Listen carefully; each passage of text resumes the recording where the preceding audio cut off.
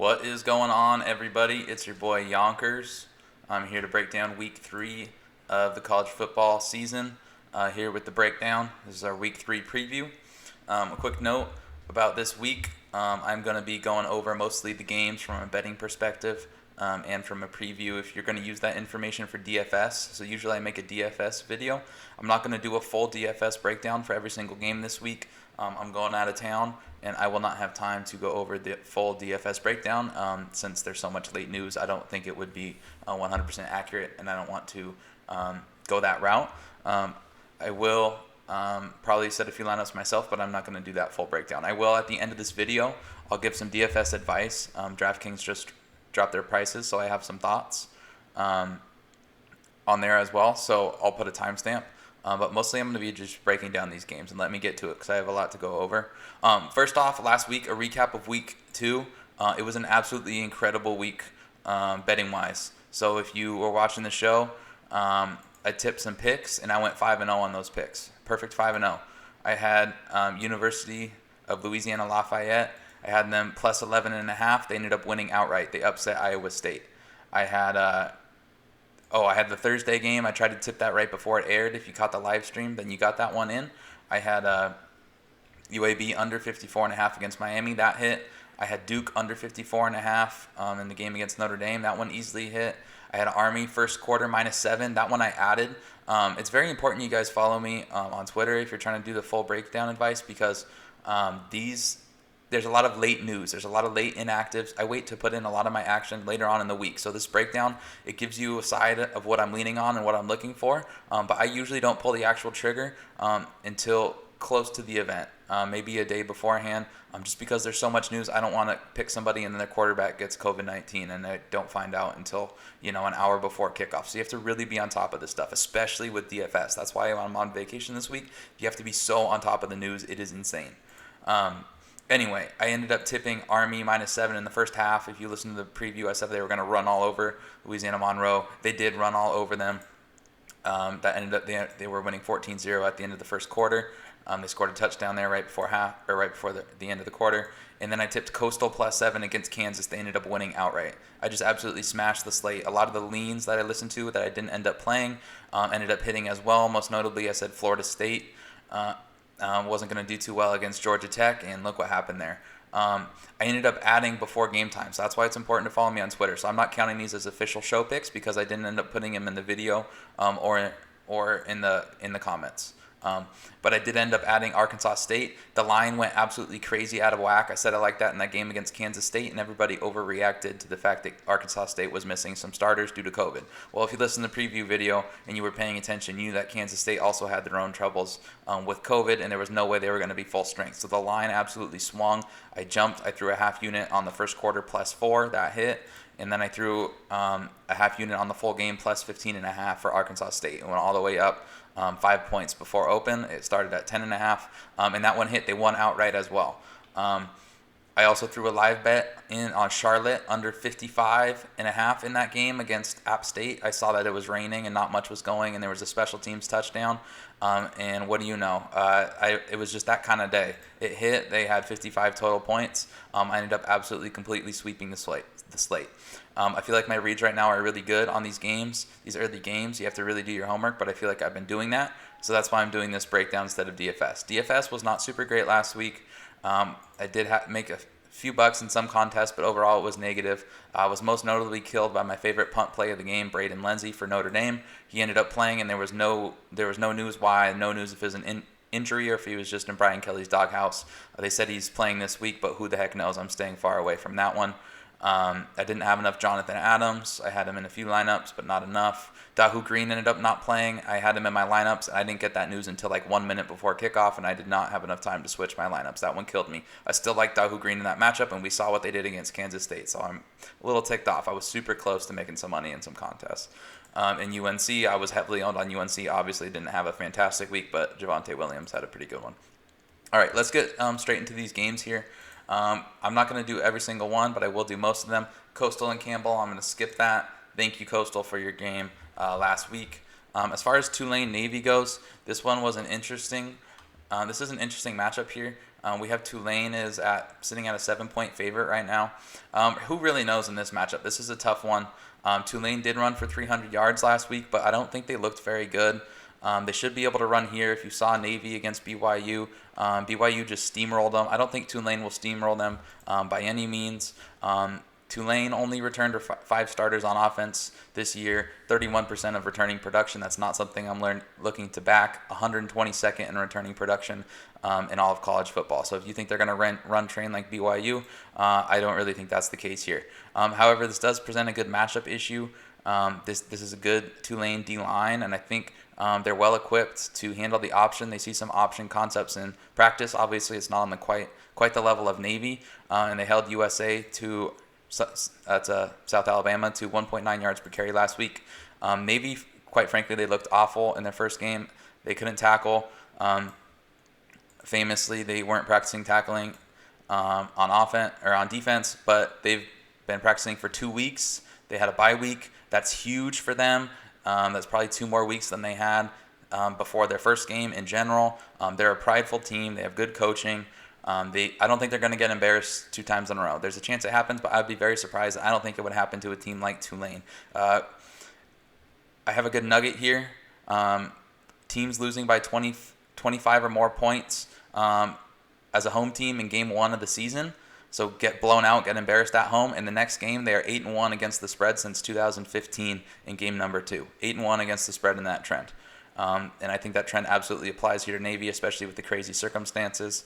They were supposed to be the better team going into this year. I did a AAC preview. Navy's supposed to be a little bit better than Tulane. I don't see how Tulane should be this much of a favorite. Some things going in Tulane's favor. They are 5-2 against the spread in their last 7 non-conference games. Although this is a conference game, so that doesn't apply. 8-2 against the spread is their last 10 games playing as a favorite. I think that's usually against worse teams than Navy, to be honest with you. Navy is 4-1 against Tulane since joining the AAC. Past 4 meetings have all been decided by a touchdown or less. They always play a close game. That's how I see this one playing out as well. I don't think you don't want to lay a touchdown with Tulane, in my opinion. There's a chance Navy just still is not up to speed.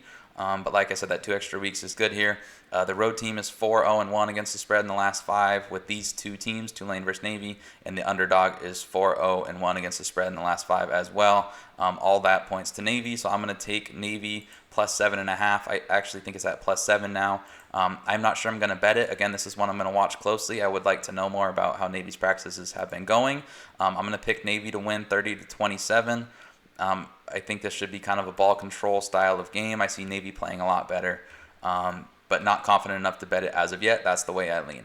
I doubt I will end up placing a bet just because of how bad Navy looked last week, but I will not be on the other side. Okay, Syracuse Pitt. This is an interesting one. This line is a little out of whack. We have Pitt minus 21.5 against an ACC foe. Regardless of the terrible offense for Syracuse last week, and they were terrible. They were tough to watch, man. I had some of them DFS, and it was absolutely god-awful. I warned not to go too heavily owned on them because they can put up duds, and oh, man, did they put up a dud. They still held their own against UNC for 3 quarters, though. They face a much easier offense against them this time in Pitt. I still think it might be a tough spot for them, though, getting embarrassed, not being up to full speed, and they don't get any rest in Pitt. I'm actually pretty high going on Pitt this year, and I'm low on Syracuse going this year. So normally I would look to bet Pitt in this spot. The problem is the line is crazy. 21.5 is not something I can get behind. Last year, Pitt won 27-20, and they were a 3.5 point favorite. A 3.5 point favorite just last year. I don't think enough has changed to make this 21.5, even though, like I said, they are moving in opposite directions. The Orange only had 6 points last week against North Carolina. They didn't find the end zone all game. DeVito was sacked 7 times. That's a common theme going back to last year. He was sacked at least 6 times in 4 different games last year. Last time Pitt played them, they terrorized him, and they had 9 sacks against DeVito last year. So something similar could happen here. Pitt has a very good D-line. Syracuse running game, I don't expect anything to get going. They averaged 3.7 yards per carry in ACC play last year, and the top 2 running backs are out. As far as when Pitt is on offense, they do play with a decent pace. They were not a good rushing team at all last year, and that is Cuse's main weakness. So if Pitt was a stronger rushing team, maybe I would look more in that direction, but I just don't see it happening. I don't see Pitt, while I am kind of high on their offense improving this year, I don't see them having enough firepower to justify laying 21.5 points when you can make an argument that Syracuse has better offense. Now, that's super hard to say after what we saw last week. I'm not necessarily jumping on this Syracuse line. If it gets any wider, I might have to. Because this Syracuse defense is terrible. They have a lot of turnover. They have a new 3-3-5 scheme. And I don't know, it looks better than expected last week, but I think that's due to the offseason more than due to how good they are. So I'm not touching the spread. I'm going to pick Pitt to win 34-17. The only way I could look here is the over. That sounds crazy after what we saw, this being a Pitt team, and then Syracuse, what we saw from them last week, which is why I'm not going to play it. But it's the only way I could look. Regarding this, I'm probably only going to I'm going to play mostly unders if I'm looking at a total, just from what I've seen from offenses here so far.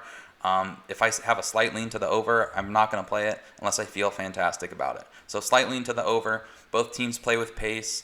Syracuse was number 8 in plays run per game last year, and Pitt was number 20. But no, I don't want to back this team. I don't want to get behind that right now from a betting perspective. All right, moving on. We'll skip Cincinnati. They're a good team. They should run all over Austin Peay.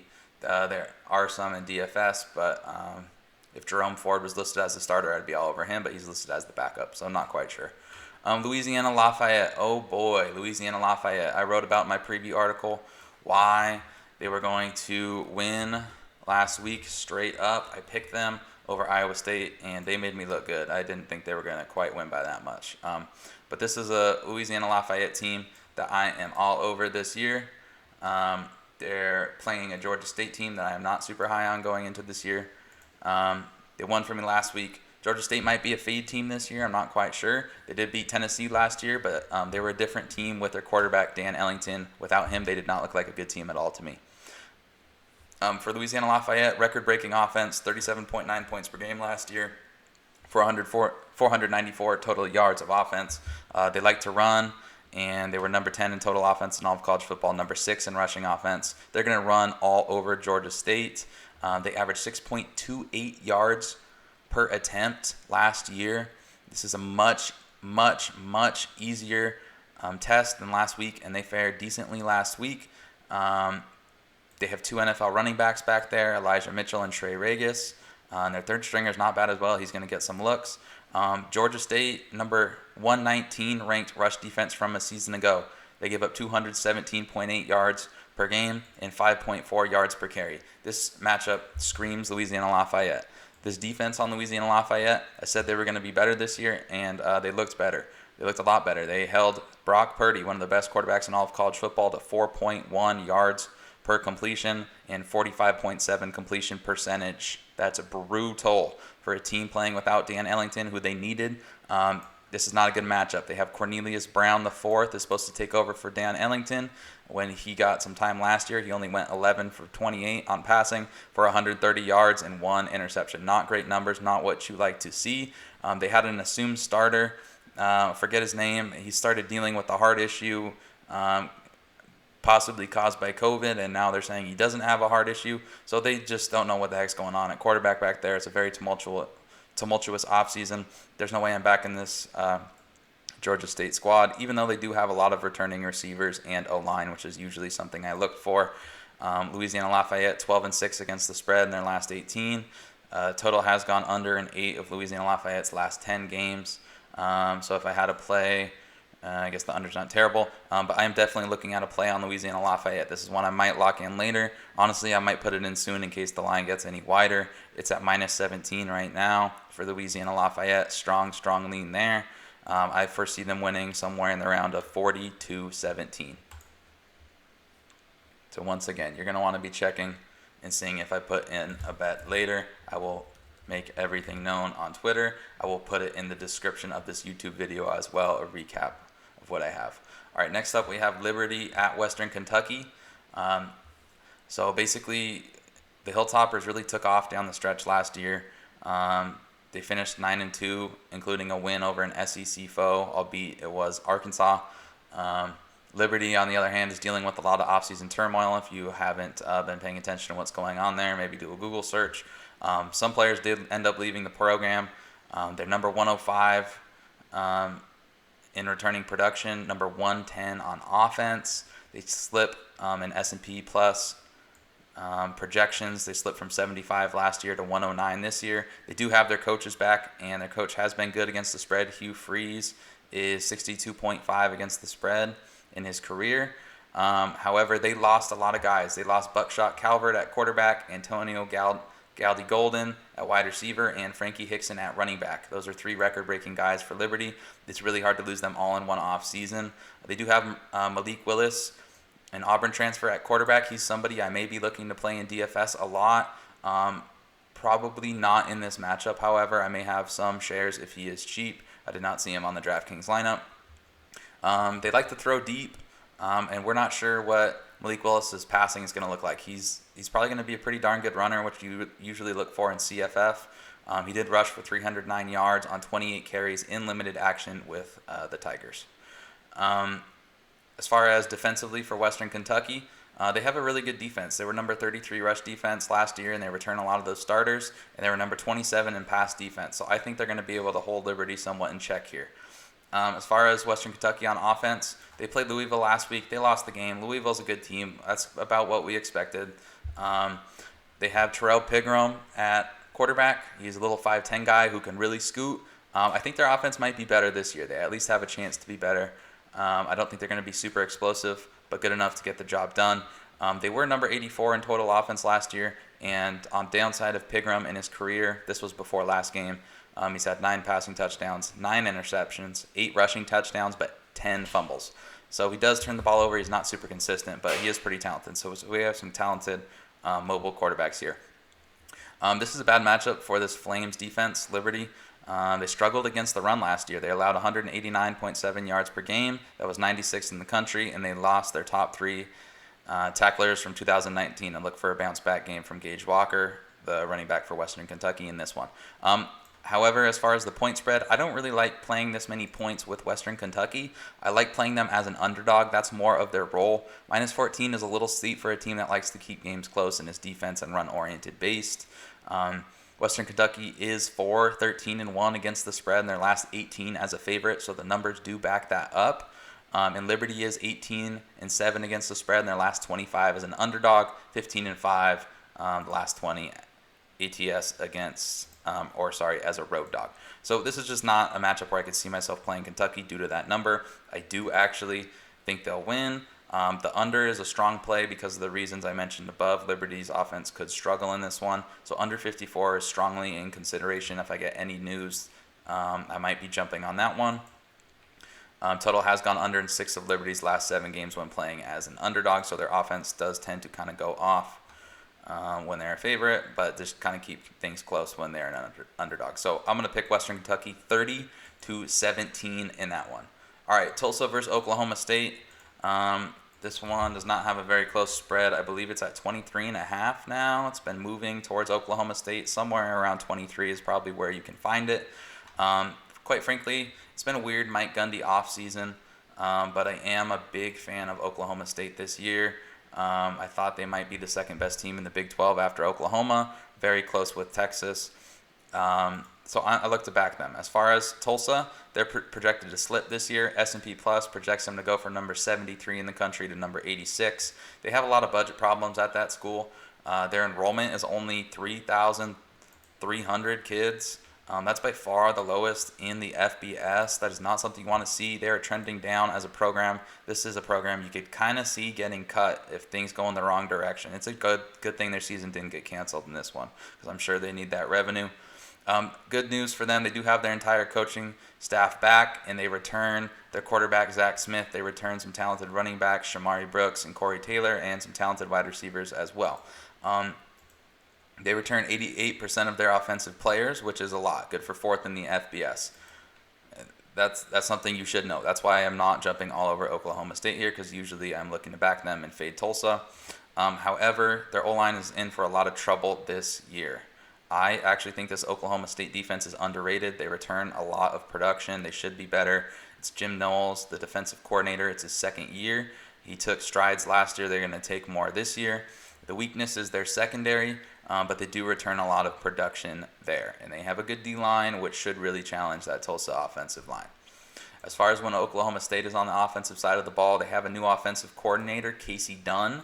However, he is an internal promotion from a wide receiver coach, and he is a very respected guy. He's been around Stillwater forever, and he's developed wide receivers like Justin Blackmon, James Washington, and now Tylan Wallace.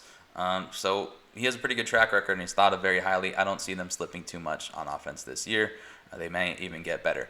Weird thing to note, their last offensive coordinator did leave for Rutgers, which is one of the weirdest coaching transitions I've ever seen. So not sure what's going on there. Maybe this is a wait-and-see approach, but they do return 9 offensive starters, and Spencer Sanders played as a freshman last year. He had 2,000 yards, but an ugly 16-11 touchdown to interception ratio. Their offensive line returns 3 starters, and they get Josh Stills back, a transfer from West Virginia. He was an all-Big 12 player, so I think they'll get better in that area. I think their offense is going to be even better. Chuba Hubbard's going to go absolutely crazy. I don't see how you can leave him out of your lineups in this one. This Tulsa defense, they return only 34% production, and they return only 4 starters. Good for number 124 in America. How about that? 9 starters on the offensive side of the ball for Oklahoma State, and only 4 for Tulsa. And they return that to a defense that was bad, and it's not like they've been recruiting well, so going to be even worse. Tulsa produced 90th ranked rush defense, now going against Chuba Hubbard. And they returned just 2 of their front 7. They were bad on all 3 levels. Even though they were decent overall as a defense last year, they're going to struggle on all 3 levels this year, is what I see. Some things to note, Tulsa is 5-0 against the spread in the last 5 games on the road. Oklahoma State is 5-1 against the spread the last 6 games. However, the Golden Hurricane are 5-15-1 in their last 21 games against Big 12 opponents. They just kind of get run off the field, and I think that's probably going to happen here. 23 might be too many. I haven't played it yet. I might play it, but for the reasons mentioned, if Oklahoma State was clicking on all cylinders, it was a regular offseason, I would definitely pick them here. But laying a fat number is not something I'm looking to do very often when it's a team's first game in this crazy offseason. I might wait a few weeks. The total is a little high at 66, but it's definitely in consideration. Like I said earlier, I'm not really looking to play a ton of overs, but this is worth a look. Their defense did get better, though, Oklahoma State's. So I think they might hold Tulsa really in check here because you look at their last games. They lost 24-21 to Texas A&M, only allowed 21 points. Lost 34-16 to Oklahoma, respectable. 2013 held West Virginia to 13 points in a win, and 31-13 held Kansas to 13 points. So they only gave up 30 points. It looks like that was once in their last 6 games, and that was to Oklahoma, and it was only 34 points. I don't know. I think they're going to have a good run game. And their QB was struggling last year. I think he'll be better this year. So I think they're going to score more this year. I'm going to take Oklahoma State 45-21. But no play as of yet. Lean Oklahoma State, but can't lay that number. All right. I know I talk fast. I am covering a lot of games here. So stay with me. We have Houston at Baylor next. This game wasn't even scheduled like a week ago, which makes this kind of a difficult handicap, to be honest with you. Makes it difficult for both coaches as well, I'm sure. I kind of liked Houston a lot at the opener at +7, but it's a stay away for me now. It's around -4.5. Baylor's -4.5. I might hop on Houston, but I'll probably stay away.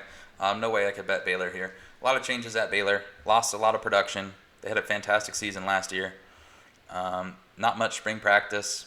Number 108 in returning production. That's 127 defensively, returning production.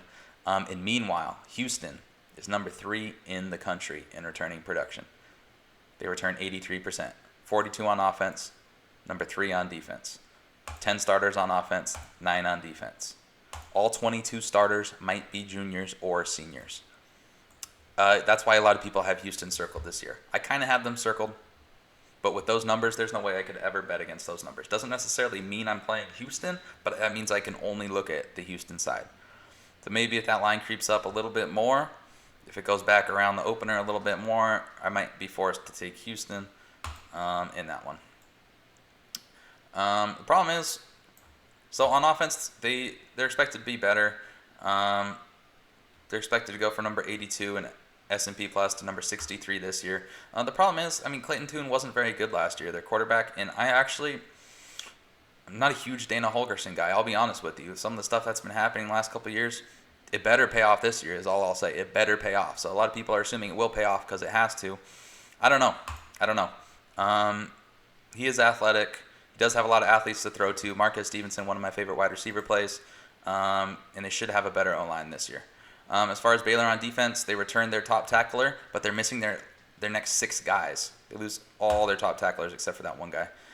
They were good last year. They have a new defensive coach, or they have a new head coach in Dave Aranda. He's a good defensive coach, so they might still be pretty solid on that end of the football. So Houston isn't necessarily going to put up 1,000,000 points.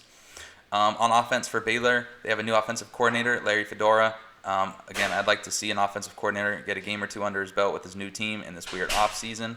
However, I do kind of trust Larry Fedora. I think he's going to be a good offensive coordinator, not necessarily head coach.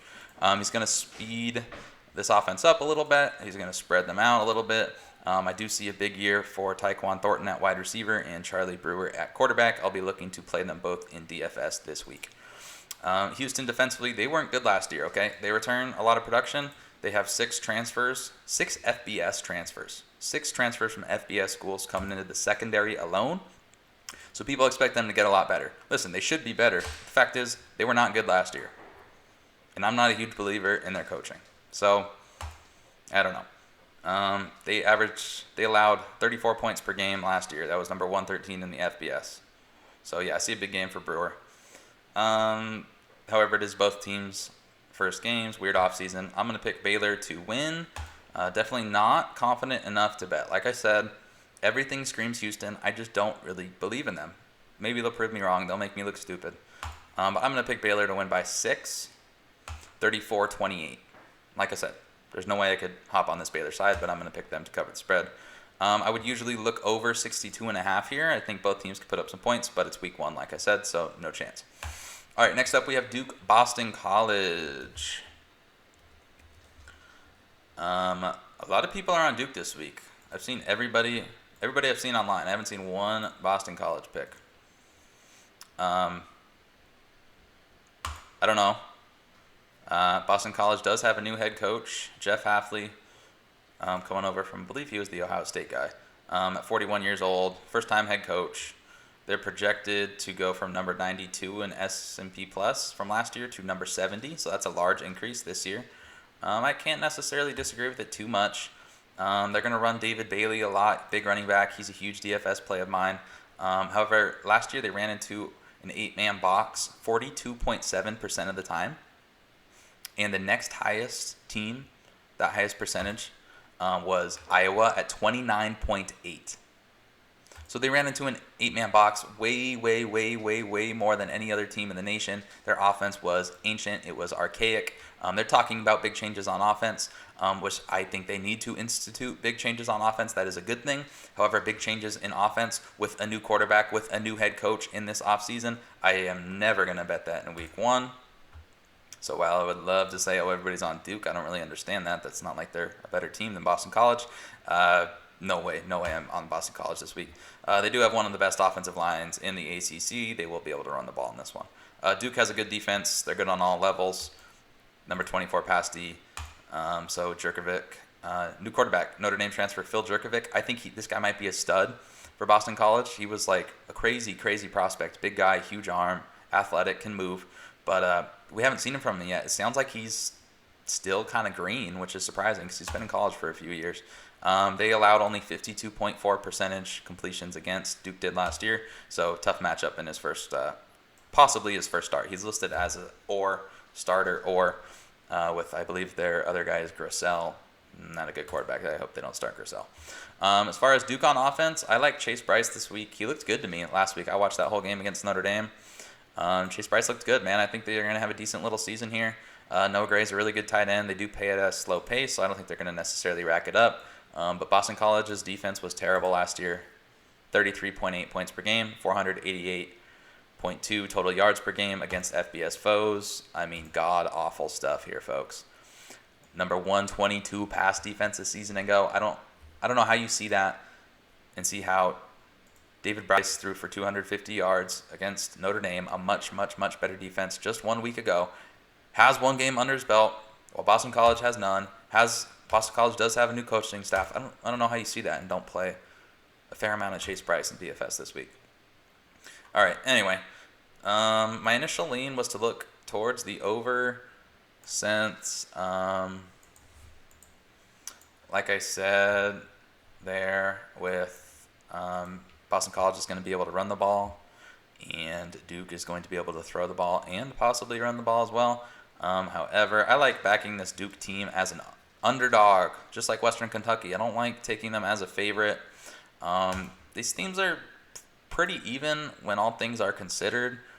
Like I said, this matchup favors Duke, so I might end up betting on them, but I just don't want to because Boston College, it's not like they're much worse than Duke. If they're even worse than Duke, they might be the better team by the end of the year, so hard for me to do that. Duke's only 2-8-1 against the spread in their last 11 when they're the favorite. So that backs up just like what I'm saying. If you see the eye test and you're like, oh, Duke's a scrappy little underdog, they played okay last week. That's not necessarily a team you go play as a favorite.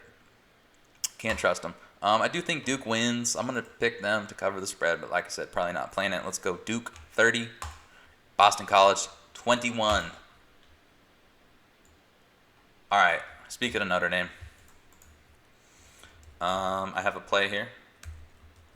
Notre Dame, South Florida. I am officially on the under. I believe I got it at 50.5. Yeah, I think I got it at 50.5. I'm on the under here.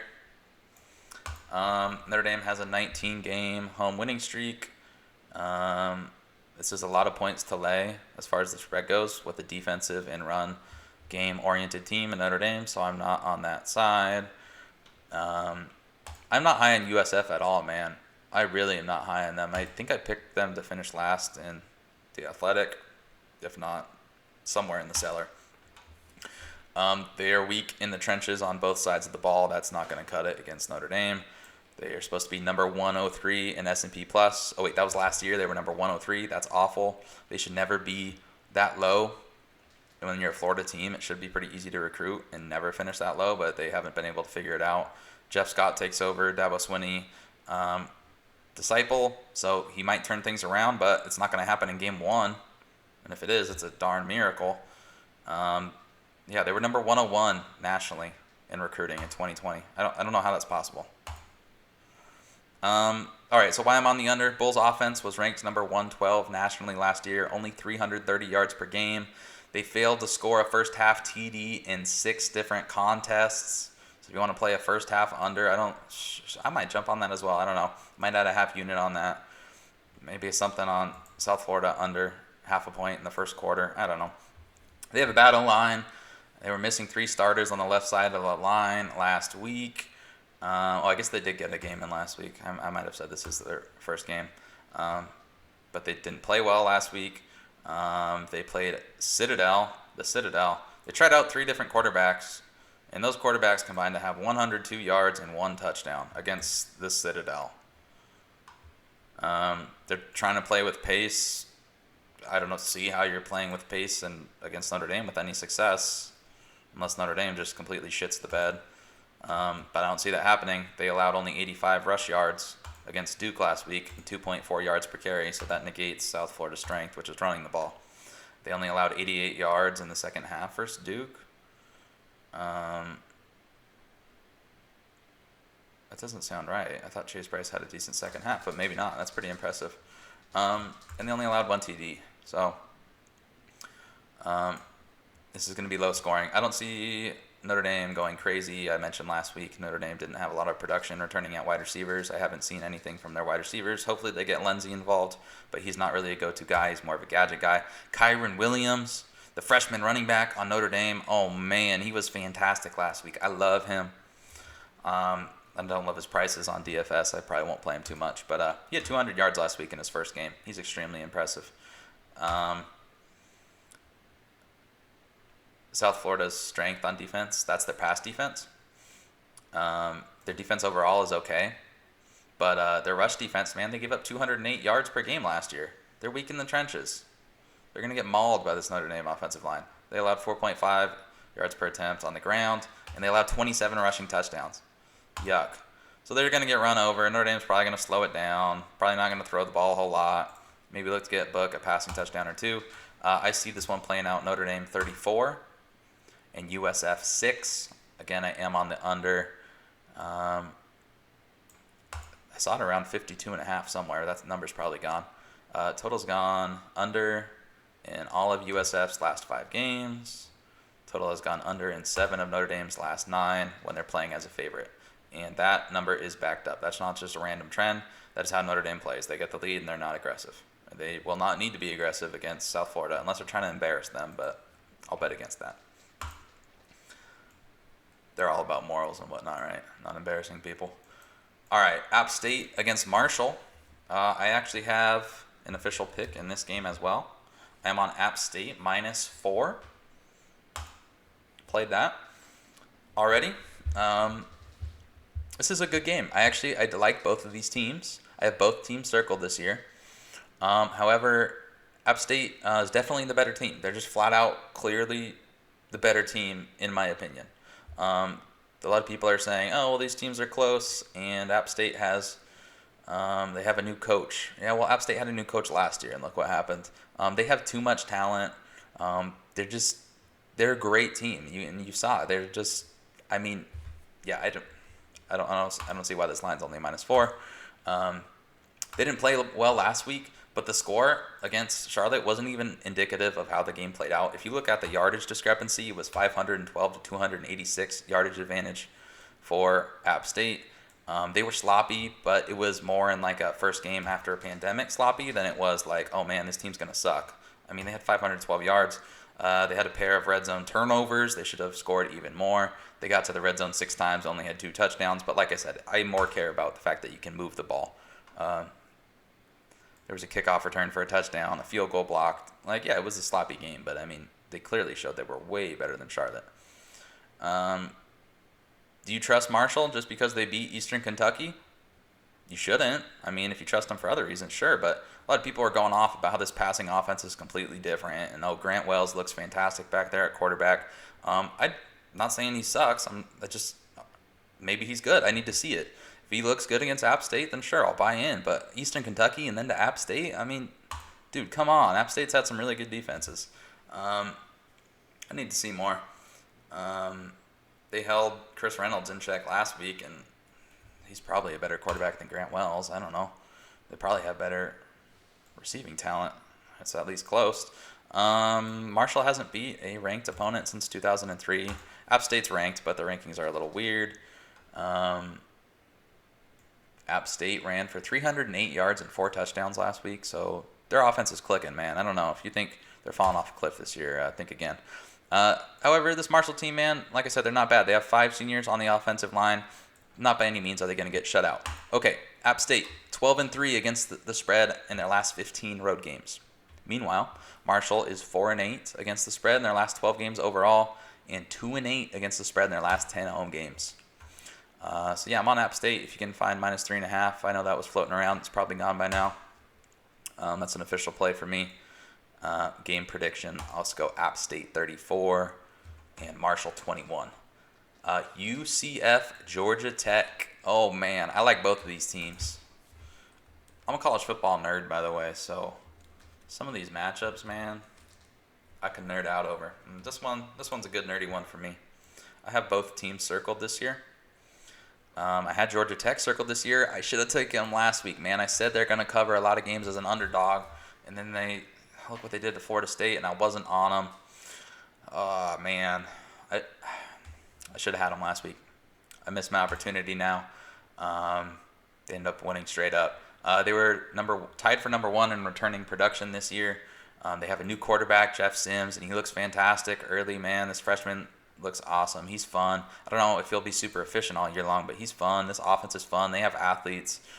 Big fan. They got some runners back there, man. Jordan Mason is a stud. Does not get enough recognition. They're evolving. They're still transitioning from the triple option, but they have 1 year under their belt. That's why it was so ugly last year. And it was already much better last week. They threw for 275 yards against a pretty good Florida State defense. And they had more spring practices than UCF.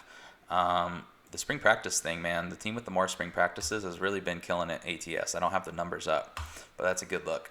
However, I do think this game's probably more important for UCF, and I do think they win. It's Georgia Tech's only non-con game. I don't really think they care about it that much. They already had one big win. I could see a little letdown spot here. UCF did have some players opt out, which is probably one reason I'm not going to bet on them, and because it is their first game. However, they're good, man. They were 6th in scoring offense last year. They returned a lot of that production. On defense for Georgia Tech, they actually looked great against FSU, and they have a top 40 S&P Plus projection. So it's a pretty good matchup. Offensively for Georgia Tech, Sims looked great. It makes this team look way different. They faced a good FSU defense. UCF defense is probably slightly worse, but honestly, I think it's closer than I hear some people talking about this week. UCF doesn't have a bad defense. The opt-outs, it makes it tough. It makes it tough for me to bet UCF with those opt-outs. I'm not sure what they're going to look like. As far as UCF, I'm going to pick them to win 35-24, so technically to cover the spread. However, I don't want to put my money against Georgia Tech since they are a team I have circled. If I get more news, maybe I'll hop on UCF, but I don't know. I can only look at their side. I just don't think this number's wide enough, man. I think it should be like 9.5, 9, maybe 10. If it gets to -6.5, well, it might be at -6.5 now. No, it's at -7.5. Okay, it's at -7.5. I still think that's too low. So Georgia Tech is 0-6 against the spread in the non-conference lately, and UCF is 4-1 against the spread in the non-con. They look to beat these teams. They love beating Power 5 teams, man. That's what they're all about. That's what they're known for. As far as total, I can only look over in this game because both teams play with pace. It's going to be an interesting time of possession battle. UCF plays super fast, so I'm wondering if Georgia Tech slows it down. So no play on the over. Like I said, I'm not really looking to play that many overs here, but that's the only way I could look, UCF and the over. All right, Florida Atlantic, Georgia Southern. I'm not going to talk about that game because there's a lot of COVID-related stories going on. It's impossible to handicap, and that game might not even be played. If it is, fuck it. Charlotte versus North Carolina. Man, North Carolina really disappointed me last week. I didn't bet on them or anything, but they just didn't look good. They really struggled. I think it was 10-6 going into the fourth quarter against Syracuse, which, I mean, I guess it's your first game, but still, man. The spread's at -29 for North Carolina. That's mostly because Chris Reynolds, the Charlotte quarterback, was announced out for this game, which makes it a lot less interesting. I definitely would have watched this game if Chris Reynolds and Sam Howell were battling each other. UNC does have a 4-game win streak going into this game, which doesn't sound like much since they're predicted by a lot of people to compete in the ACC this year. Clemson still exists, don't get crazy, but hey, it's 2020. Anyway, I kind of like rooting for this North Carolina team. I think they're super fun, but -29 points is way too many. Never going to lay that. Charlotte, it was raining in Charlotte this week, so keep an eye if you're a UNC backer or an over backer. There was some ugly weather in Charlotte, so keep an eye on the weather. Yeah, man, offensively, like, I don't know what to do with Charlotte because they have a new quarterback coming in. He's only 4,500 on DraftKings. He's worth a look. They'll try to get on track here, but I don't know. As far as when North Carolina has the ball, I'm going right back to them in DFS. I don't care. They shit the bed last week. They shit the bed twice in a row. Shame on me. But Charlotte allowed 300 yards on the ground last week against App State. So North Carolina's going to run all over them. Michael Carter and Javonte Williams, and they're going to hit them over the air too. As far as, Charlotte lost 6 departed starters that had 131 collective starts from a year ago. They were number 97 rush defense, 4.9 yards per carry allowed. They give up 300 yards last week. Like I said, the final score lied. They really got beat up. They're 7-14 against the spread in the non-con, and that was with that, I don't want to say lucky, but with that strange cover against App State last week. Charlotte is 2-17 straight up in their last 19 games on the road. They don't really show up on the road. I don't really see why they would show up here. Maybe they'll prove me wrong. I see them talking shit on the Charlotte team, but I really like their head coach, Will Healy. I really like what they got going on here, but they're just not a bet-on team for me this year. I see UNC winning, let's go with 47-17. It's too many points to look at the over, but that's the only way I could look. If Reynolds was playing, I actually probably would play it since they both have a game under their belt. They're both playing the second game. Charlotte didn't look great on offense last year. And North Carolina looks good on defense, man. I know Syracuse looked terrible, but North Carolina may have a better defense than a lot of people expected.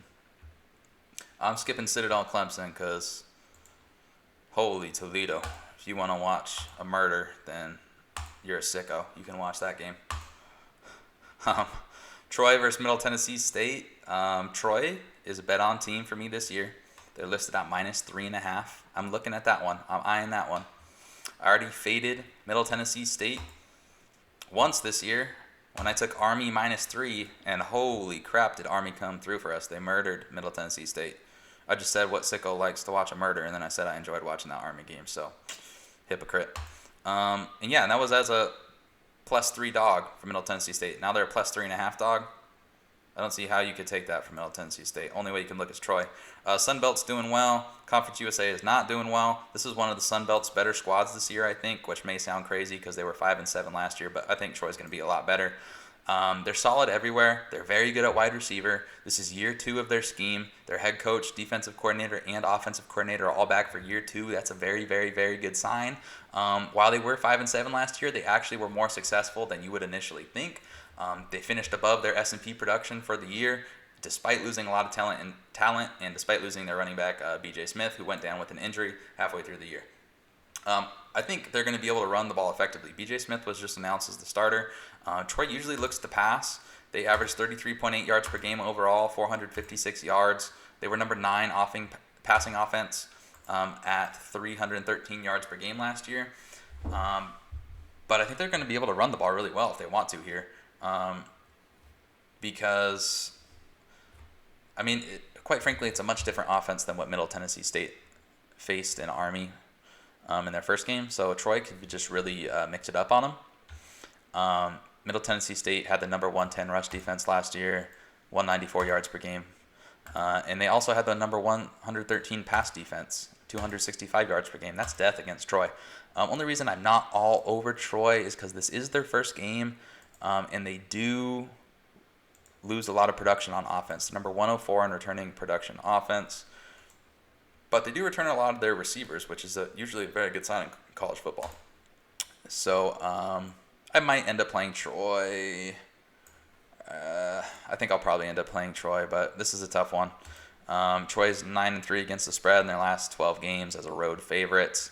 So when they are saying they are the better team, that's because they are the better team. They've had some good squads. Last year was a little dip. I expect them to be back.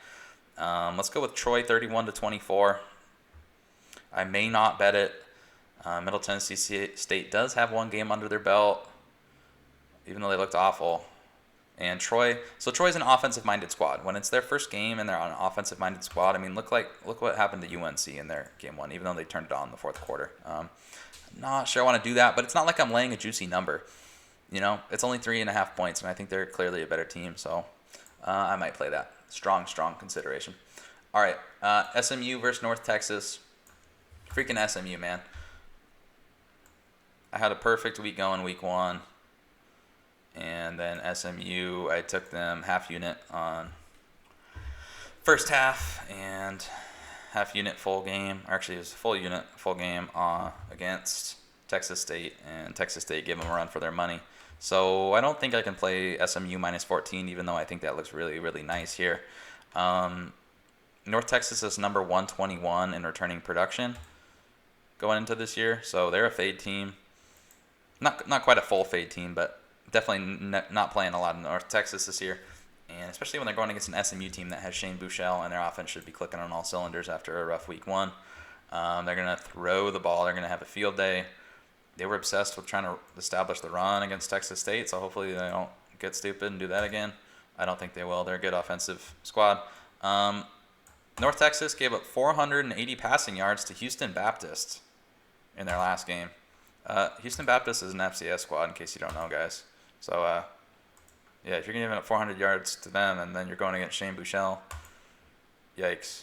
Houston Baptist does have a decent offense, not to shit on them, but you should never give up that many passing yards to an FCS squad. I'm sorry. Going into this year, North Texas was just 3-15 against the spread in their last 18 games. I think they covered. I don't know if they covered. So in their first game. So yeah, 3-15 run. That's just awful, man. I don't know if they're heading in the right direction. I'm gonna pick SMU to win 45-27. I think they cover the spread, but I'm not betting it. Total at 69 is interesting. I wouldn't talk anyone out of that total. SMU's defense is nothing to speak about. North Texas's offense might be pretty good. So I'm not going to talk anybody out of that over. But not playing it. All right. Louisiana Tech, Southern Miss. Southern Miss, just like Middle Tennessee State. My eyes light up when I see them because I've already faded them once this year to great success. I had South Alabama. I think I got them at, what was that line at? Plus 14? I don't know. They were a decent underdog, and they came through. They won straight up, embarrassed USM.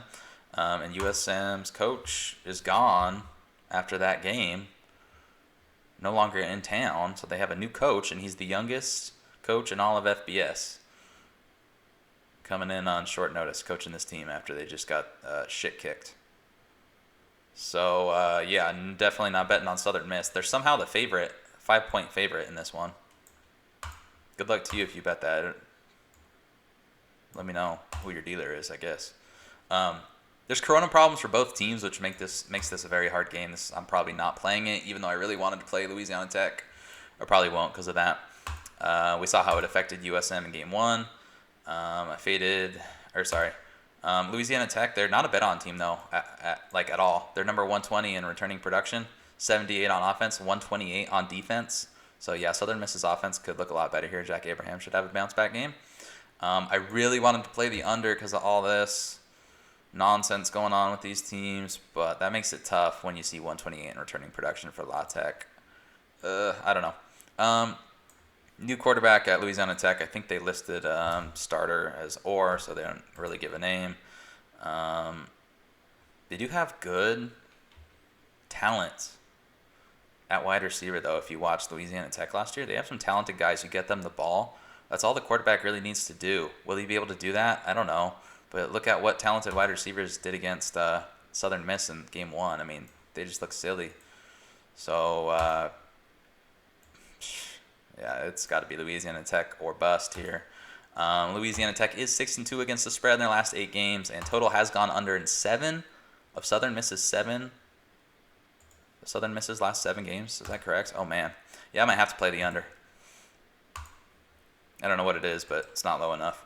I'll go Louisiana Tech 24-21. Again, no play in this one because of the weird COVID stuff, but have to look at only one side in that one.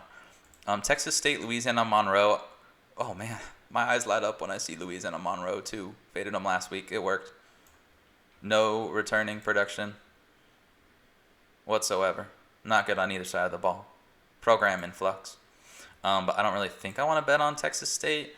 If I see, so this is what I'm waiting on news. Brady McBride, their quarterback, should be back. They lost to UTSA last week. UTSA is not a good football team, folks. So, yeah, sure, they could get beat by Louisiana Monroe here, and it wouldn't surprise me. They are 0-2. They did look good against SMU, like I said, and that was with Brady McBride at quarterback. So if I see he's playing, I might buy it at -5.5. I think the line opened at 4, so that might be why it jumped a 1.5. That would actually make sense. It's the fade ULM train, if anything. Texas State's better than their record of 0-2, whatever that's worth. They're still not great. I could only look over 63 because, I mean, UTSA, Texas State, that finished, 51-45 last week? And ULM, not a good defense. But I think Texas State will have success throwing the ball and running the ball. But 63, I don't know if I want to play that with a terrible ULM squad because they could just completely poop the bed. So I might end up playing Texas State, depending on the news, and the over's worth a look, but I don't think I'm playing any overs here. All right, Miami, Louisville. I really buried the lead here. I should have an article previewing a few of these games. This is one I should preview. This is the game of the week by far. Louisiana is 2.5-point favorites last I checked. Last year when these guys played, Miami won 52-7. I think there's a payback angle on this one for Louisville. Louisville's ranked for the first time since October of 2017. They're not going to get ranked and then just do nothing with it, in my opinion. I like where they're headed. I really like Scott Satterfield as a coach. I'm really not sure what to make out of Manny Diaz as coach for Miami, to say the least. As far as Miami offensively, they did look like a new team offensively. Not to say they're like born again. They looked better, but they're just a different offense. They run a lot. They play a lot faster and they spread the ball out a little more. They ran 78 plays against UAB, and that's 13 more than their average per game last year. Derek King only passed for 141 yards and 1 touchdown. He made a lot of bad passes. If you watch Derek King, he's fantastic to watch. He's really, really good on his feet, really dynamic, and he can throw the deep ball. He hits a lot of deep routes, but he's really inconsistent and not exactly accurate. So I don't really think he's a bet on quarterback. Not to say he's a fake quarterback, absolutely not. He has run for a touchdown and thrown for a touchdown in 16 consecutive games, which is just mind-blowing. I do think it helps that Louisville, for what it's worth, they faced a mobile quarterback in Terrell Pigrome. I do think that helps going into this week. Obviously, Derek King is like way, way, way, way, way better. Terrell Pigrome is, a homeless man's version, a Walmart knockoff, black market version of Derek King. But this Louisville team is probably still weak defensively. They were real bad last year. I mean, look, they gave up 52 points to a Miami team that was like caveman offense last year. They actually showed some improvements, but again, it was against Western Kentucky, so I don't know if you can. They had 10 tackles for loss, but they were number 102 total defensively and number 112 rush defense. And Miami ran the ball with success last week. Cameron Harris is a little banged up, so I'm not sure what to make of that. That's one where I'd love to play him in DFS, but I don't know if he's going to be healthy. Mikael Cunningham is a bet-on quarterback for me with Louisville. I love Mikael Cunningham. He did throw for a career-high 353 yards last week, which I love to see. They opened the offense a little bit because he just got better and better and better. He's better every start, man. I love him. He is another dual-threat quarterback. Miami's solid defensively, of course. A lot might come down to how Miami defends the run. They lost a lot of their linebackers, but they do still have a good D-line. So I think that's where the game's going to be decided. I'm going to pick Louisville to win. Do I feel confident in it? I don't at all. I think if Miami plays a good game here, they have to win if they play a good game because I see them being more talented. And if Derek King is moving the ball on offense and then they have a better defense, there's probably more paths to victory, to use a UFC term, for Miami to win. But you can't trust Miami to play well ever. Sure, I'll go with Louisville to play better. I'll give them the win 37-31 in a very entertaining affair. We deserve a good game. It's been a crazy year. Louisville minus 2.5. I probably won't play it, but it's the only side I would look at. The total is at 64.5, which is a little too high for me. That's the only way I could look. It opened at 58.5, and I actually would have grabbed that. I would have been all over that, but clearly that was bad lying, so it went up 6 points. The total has gone over in 11 of Louisville's last 15 games in the ACC, and the total has gone over in 6 of Louisville's last 6 games overall. Louisville is 6-0 straight up in their last 6 games as a favorite, so take that for what it's worth. I do think them being ranked and wanting to keep that, and with Miami's inconsistency, I just think they get the job done, man. But yeah, I don't feel confident. I'm probably just watching that game. I shouldn't place a bet because I'm going to love watching that game. And if I place a bet and it ends up being a stinker, I'm going to feel like an idiot. So if you need action, I'd look Louisville. I guess you could play the over, but dang, that's tough. All right, Wake Forest versus NC State, last game here. I know I'm running long. NC State, a lot of teams have them circled this year. They're projected to go from 94 to 62 in S&P Plus. The wise guys are saying they're a bet-on team this year. However, they do have a new coaching staff, and the changes they're really drastic on that side of the ball.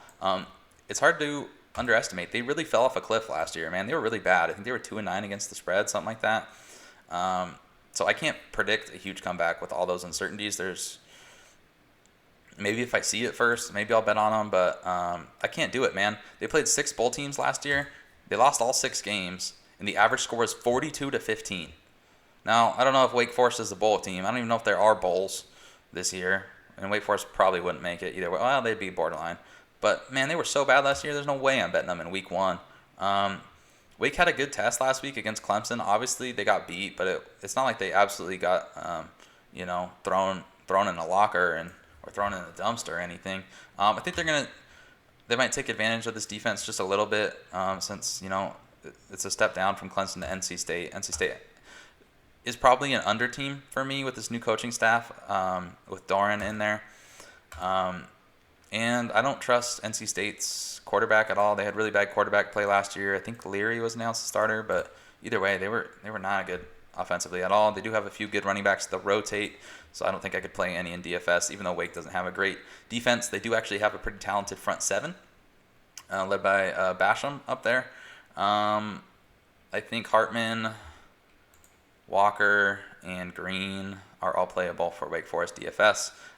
Wake Forest is 3-0 against the spread in their last 3 games, and head-to-head against NC State. And one of those was a 19.5-point upset win as an underdog 2 years ago.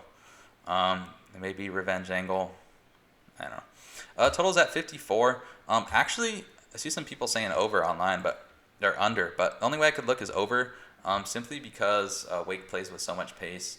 However, there's no chance I'm bidding an under on this NC State team, who I have circled as an under team. I might have said that wrong, but no way I'm playing the over, even though that's the way I lean.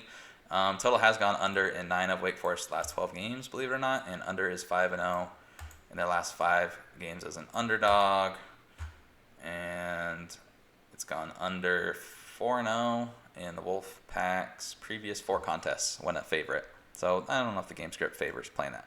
All right. That's it for my previews. I know there was a lot. I only had 2 official bets, App State -4, and then the under in the Notre Dame game. I will update this video in the comments. If I have more, I will post it on Twitter. It is important you give it a look on Twitter. I am not going to do a very large breakdown of the DFS slate because, like I said, I'm going to be out of town, and you need to really, really, really be on top of everything to have a DFS lineup in. And I'm just not going to be able to do that. I'm going to be with family the next 2 weekends, so it's going to be difficult. However, I just want to point out some price points that I like. Some guys I think are going to go off. Chase Bryce, I mentioned the reasons above. That's a good price for him. Charlie Brewer and Clayton Tune, maybe a game stack. I don't know if I would stack that game, but I'd probably look to play one or the other, and you can stack him with their wide receivers. Jeff Sims at 5,300. That's a great price for Georgia Tech going against UCF. Probably have a lot of Jeff Sims in there at the Superflex. Like I said, he threw for 275 against Florida State last week. Sam Howell, I wish he was $900, but he's not. He's $9,000. He's expensive, but his wide receivers aren't terrible. You can definitely stack him with a wide receiver. He should have a big game against Charlotte. Dom Schaffner, did I spell that right? Charlotte's new quarterback. That game could be kind of a shootout. I mean, they're going to be playing from behind, so he's in due to injury, and so he's only $4,500, but I'd rather pay up for Jeff Sims at only $800 more, but if you really need that savings, he's a good punt play for sure. Kenny Pickett at $6,600 for Pitt, going against Syracuse's defense. If he was a little cheaper, I would own him.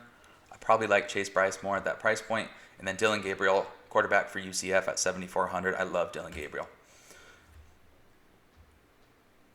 even though Georgia Tech's defense is okay. Running backs, I'm going to want to pay up for these top 3 guys for sure. Etienne going against the Citadel. Look out. Chuba Hubbard at $8,500. I actually like that more than the Etienne play going against Tulsa. David Bailey at $6,900. Oh, man, I'm going to have him. And again, I don't think I'm going to go crazy this week. Maybe I'll play 5 to 10 lineups. He's going to be, if I play 10 lineups, he'll probably be in 7 or 8 of them. Michael Carter is the cheaper of the UNC running backs, and I think that's just because Javonte Williams happened to have the touchdowns last week, but they split the carries very evenly, and Michael Carter gets a lot of passing work. So at $6,300, that's a good price play, but Bailey's a much better option at $600 more. Elijah Mitchell, man, $5,800. You can get some killer backs, man. If you throw Mitchell in there, you throw Bailey in there, and you have Hubbard in there, throw one of them at the flex. I'm going to have a lot of those 3 running backs. I think those are the 3 running backs you want to look at, maybe with ETN in there instead of Hubbard. Or ETN, Hubbard, and Mitchell if you want to leave Bailey out. Oh, boy. Mitchell plays for Louisiana, by the way. Destin Coates for Georgia State. They had a good rush defense last year, and Louisiana's weakness was their rush defense, even though they looked okay against Iowa State, all things considered. So Destin Coates, he's just a decent play at that price point, but not a lot of ownership. As far as cheaper options, I didn't see a lot of good punt plays. Shamari Brooks is the lowest I would go if possible for Tulsa because they run the ball a lot. I think he's their school's all-time leading rusher. Forgive me if I'm wrong, but he has a lot of damage on the ground. And Lynn J. Dixon is the backup for Clemson at 5,600. Usually for backup, you'd want to be cheaper. I don't see how you play that over Elijah Mitchell, but maybe for lineups, if you're creating leverage or whatever you're doing, because they're going to run all over Citadel, man. And when Lynn J. Dixon gets carries for this Clemson team, he's going to put up numbers. As far as wide receivers, Tylan Wallace is probably the best option on the slate for Oklahoma State. He was just going bananas before he got injured last year.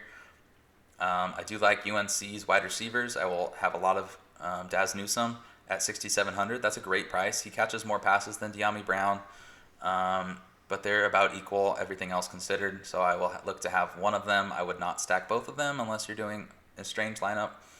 Tyquan Thornton for Baylor. That's a little expensive, but he's been behind Denzel Mims and whoever that other big Baylor wide receiver was who got drafted. So I think he could have a breakout year. Taj Harris, man, I don't want to get killed by these Syracuse receivers every week, but they throw the ball so much and they play with pace and they're always so cheap. So Taj Harris, I won't have a ton, but I think he got like 15 targets last week, and at 5,900, man, all they needed to do is connect on one of those deep balls that DeVito kept overthrowing by 5 yards, and he would have, hit pay dirt. But that's the problem. DeVito usually overthrows it. If you don't want to do that, you can go with Nykeem Johnson, the slot guy for Syracuse at 4,300. That's a good price point. He didn't really do much last week, but he did see some targets. He should have had a touchdown. And once again, DeVito overthrew the ball by 5 yards when he was wide open in the back pylon. Keelan Stokes for Tulsa. That game should be a shootout. They should be playing from behind. He's probably a top 40, maybe top 35 fantasy wide receiver this year, so that's a very good price point for him, even though it's a tough matchup, like I said, playing from behind. Marquez Stevenson is another guy I would consider paying up for. He plays for Houston. You could probably stack him with Tune or play him on his own. These guys for UCF, I like them both. Trey Nixon at 6,800 is a little more expensive. I think Marlon Williams has a chance to outproduce him. He might get more targets. Nixon might be more of a deep guy. Marlon Williams is a little bit more all-around wide receiver, however you put it. They use him. But if you watch UCF, man, all they do is throw the deep ball. So for GPPs, you probably want the guy catching the deep ball. It's probably going to be Nixon. It might be Marlon Williams. If you're interested, if you think somebody else is going to be the deep ball guy, I don't feel confident in saying it's going to be anyone other than these two, but that could really, really pay off here. As far as Pitt, if you want a cheap stack, you could stack Shockey Jock Louise. He only had one catch, but it went for 60 yards last week, and I don't know, man. They play with tempo and they're playing Syracuse. So at 4,500, all he needs is another one of those 60-yarders, but for it to go to the house. And I think he'll have more targets because it was a blowout last week. He didn't get much work, but it's risky. And then the lowest I would go that I saw for punt plays is Coffrey Brown. Not sure how to say his name. That's actually Diami Brown's brother on UNC. I wasn't expecting him to get that much playing time last week, and he got a fair amount of playing time. He only had 3 catches for like 35 yards, so I wouldn't expect him to go crazy, but they're going to put up points against Charlotte, and I don't see why he can't return value at 4,000. It's more than possible he would do that. All right, folks, that's all I have for today. I know I went a little bit long. Again, check out my official plays on Twitter, and I wish you all the best of luck this week. It can only be downhill after last week's crazy undefeated run, but that's not what we're going to talk about. We're going to talk about keeping it positive. And once again, I wish you all the best of luck and enjoy your weekend. Let's watch some college football, have a couple of cold beverages, and we'll see each other on the other side.